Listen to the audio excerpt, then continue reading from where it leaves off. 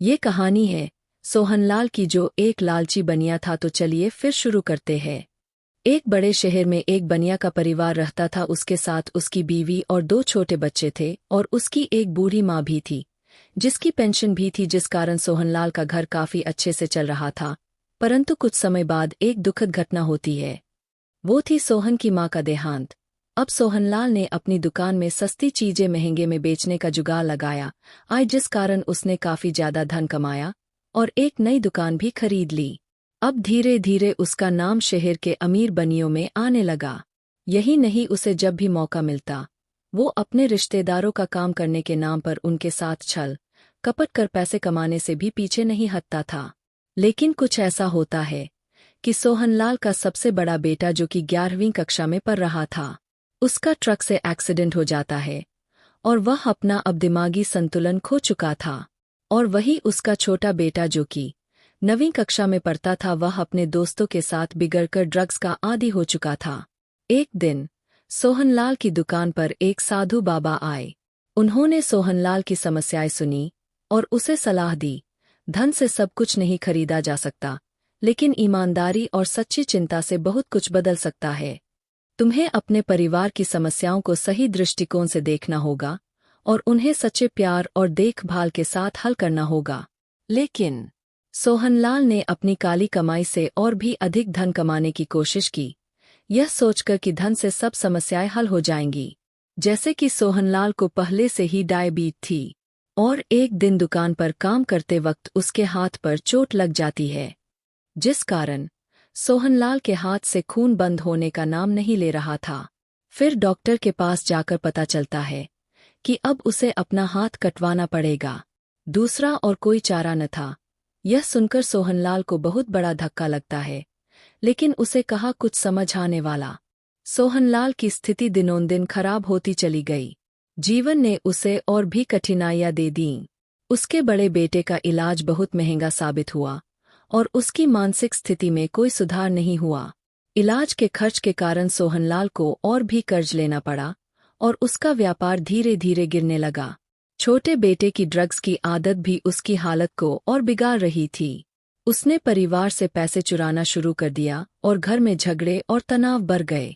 सोहनलाल ने उसे कई बार सुधारने की कोशिश की, लेकिन उसका बेटा नशे के दलदल में पूरी तरह फंस चुका था।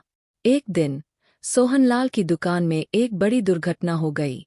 एक बड़ी आग ने दुकान को पूरी तरह से तबाह कर दिया। इस आग में उसकी सारी संपत्ति और व्यापार की कमाई जल गई।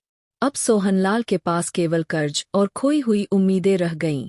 इस दुखद स्थिति में सोहनलाल ने अपने बेटे को पुनर्वास केंद्र में भेजने की पूरी कोशिश की, लेकिन नशे की आदत ने उसे पूरी तरह से निगल लिया था। धीरे धीरे छोटे बेटे ने घर छोड़ दिया और उसका कोई पता नहीं चला। सोहनलाल की पत्नी भी इस तनाव और दुख को सहन नहीं कर पाई और उसकी सेहत बिगड़ने लगी। अंततः वह भी बीमार हो गई और उसकी मृत्यु हो गई। सोहनलाल अपने जीवन के अंत में अकेला रह गया। केवल अपनी गलतियों और खोई हुई संपत्ति के साथ उसने समझा कि धन और लालच ने उसे केवल दुख और अकेलापन दिया। उसकी सच्ची खुशी और परिवार की खुशी उसने खो दी थी, और वह अब अपने जीवन के अंतिम दिनों में सिर्फ पछतावा और अफसोस के साथ जी रहा था। एक दिन जब सोहनलाल अकेला और निराश बैठा था, उसके जीवन में एक महत्वपूर्ण मोड़ आया। एक दिन उसके घर के पास एक साधु बाबा आए। उन्होंने सोहनलाल की स्थिति को देखा और उसे गीता के कुछ महत्वपूर्ण सिद्धांत समझाए। साधु बाबा ने सोहनलाल से कहा, कर्मों का फल ही तुम्हारे जीवन का भाग्य निर्धारित करता है। गीता में कहा गया है कि कर्मण्येवाधिकारस्ते मा फलेषु कदाचन। इसका मतलब है कि तुम्हारे कर्म तुम्हारे हाथ में है, लेकिन उनके फल पर तुम्हारा नियंत्रण नहीं है। तुमने अपनी लालच और स्वार्थ के कारण बुरे कर्म किए और अब तुम्हें उनके फल भोगने पड़ रहे हैं। साधु बाबा ने सोहनलाल को गीता के ज्ञान की व्याख्या की और बताया कि कर्मों का फल चुकाना जीवन का एक हिस्सा है। उन्होंने उसे बताया कि सच्चा आत्मज्ञान और मोक्ष केवल तब मिल सकते हैं जब व्यक्ति अपने कर्मों को समझे और उन्हें सुधारने का प्रयास करे।